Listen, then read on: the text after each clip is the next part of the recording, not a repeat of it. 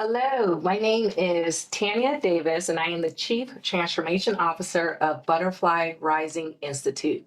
Today, we will be featuring Maxine Harris. So, Maxine Harris is a mother of two beautiful adult children, one that I will give a shout out to right now, Cameron Davis, and also her beautiful daughter, Sydney Pryor. And Cameron is recording us right now. And then she's also recently married to Hezekiah Harris. So Maxine is a entrepreneur, career woman, mother, wife, and everything else, and a friend as well. Maxine, really, I want to know more. Like, I know this Maxine, right? I know Maxine, the entrepreneur.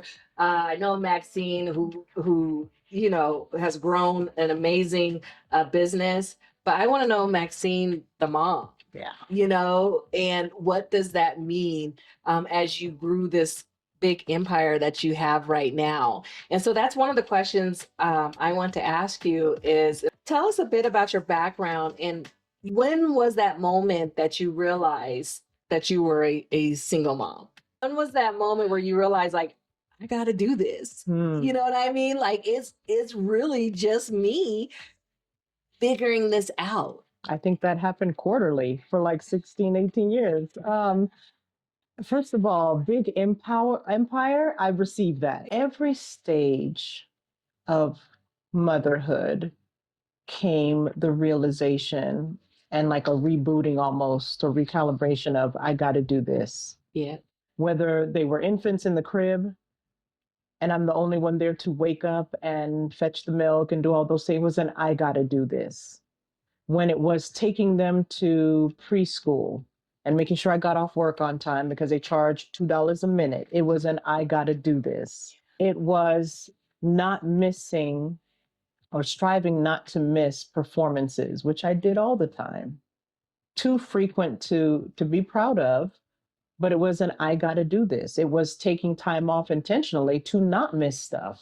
Yeah. It was an I got to do. So it was, all throughout motherhood. It's, going to parent teacher conferences. It's, all the things that from a career standpoint can, depending on whether you're like driven into that career lane or whether you're driven into the mom lane, there are always moments of I got to do this. Because even on the mom side, you need and you want a break. There were moments, I don't know if I would be here or in a beach in like Jamaica somewhere, retired, because all the times that I would say, God, I need help. God, I need help. And send help and some, just those quiet prayers and quiet times where you're crying and crying out for support, for aid, for a partner. But it was always getting back to the, I got to do this. And it's funny because of, the emphasis on different words kind of underscored where you were. It was like, I got to do this. They're not going to help me, whether the dads are in the picture or not. I got to do this. And then there are other times where you're laying in the bed, like, that old commercial where they're like, it's time to go make the donuts. It's like, oh, I got to do this. So it really was very different, but, the resolve was still the same. Yeah. It is me and God. It is the do. We have to be active and intentional. And whatever the this is, fill in the blank. Yeah. Take care of a sick kid, bring them to work because you can't take another day off, like whatever it is to make the this work. So as you made this work or as you took different actions to make it, right? The X, the widget, the whatever work, how did that play into really growing your strengths in your professional development as well? So 2 questions. What crossovers did you see? And then you didn't start as an entrepreneur, right? What was your early career? So early career crossover. Yeah. Okay. There's a lot going on. There's a lot going on. So my son has told me that I use a lot of analogies when I talk. And so I'm going to use one intentionally. Sometimes I did not see any intersectionality, any crossover, any transferable skills, none of that, because I just had my nose to the grind doing what needed to be done. Kind of like Karate Kid, the wax on, wax off. When you're cleaning, and you're doing what you got to do, and it's just the mundane, everyday, repeat, wash, rinse, repeat, I don't know how that's going to benefit me or show up for me in another space. Where did you start your journey, your career? Because I wasn't always an entrepreneur. So no, I've always believed though that I was going to have a business, but I did not know how, where I would start. I was kind of like as they say, a jack of all trades. Yeah. I was always involved in so many different things, and so many things interest me. I actually started a business 5 years before I really launched, and I went through 3 different name iterations for my company because I thought it was going to be next level something, and I thought it was going to be highly favored, then it was going to be out of the box space. So just know and understand that it's a journey. It's a journey in self-discovery, and once you find your place, just taking one step after the next, and those things, if you're leaning into it, it will lean into you. I like that. Okay. How are you able to be intentional? There was a moment for me where I realized that people suffer from having the fear of failure, but they also suffer from being fearful of success. Yeah. What happens if I get 10 sales? I only have 3 sweaters knitted. What happens if you know what I mean? It's like, and for me, it's just like, life is going to happen regardless. Am I going to stay put and stay stagnant because I'm afraid of failing?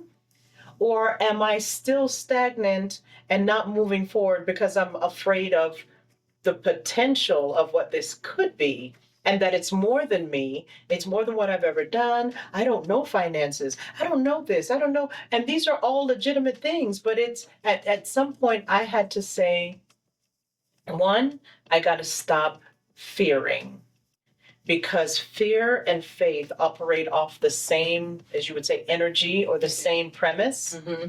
And what you fear or what you have faith for are going to attract whatever's on the other side of that.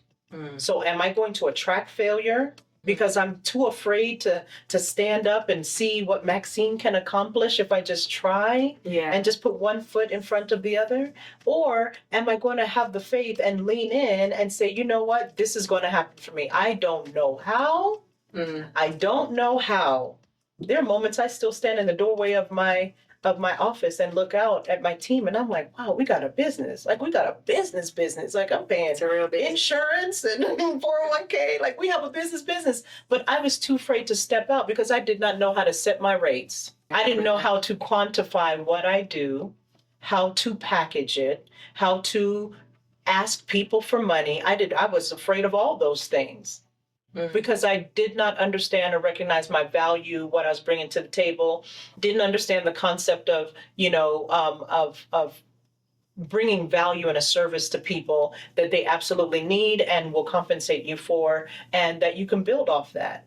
So I was stuck for the longest while working for other people and giving them all I got, giving them all my great ideas and those kind of things. But there was something else that was destined for me to operate in. Because here's the thing, not everybody's supposed to be an entrepreneur.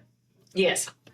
Let me say it again for the people in the back. Not everybody is supposed to be an entrepreneur. You have some people who are supposed to be who are great assistants, who are great wingmen. We need them all. You may have an entrepreneurial spirit, but you might get an opportunity to run an organization. Take that and run with it. Yeah. If you're playing a support role, serve in the greatest capacity you can. Here's why. Because we find fulfillment in operating in our gifting. We have to learn how to identify what is the chain that's holding us. Yeah. Is it a mental chain of saying, I got to be somewhere where I'm actually not even supposed to go? Right. And as a result, we're pining over opportunities to do something that we weren't even called to be.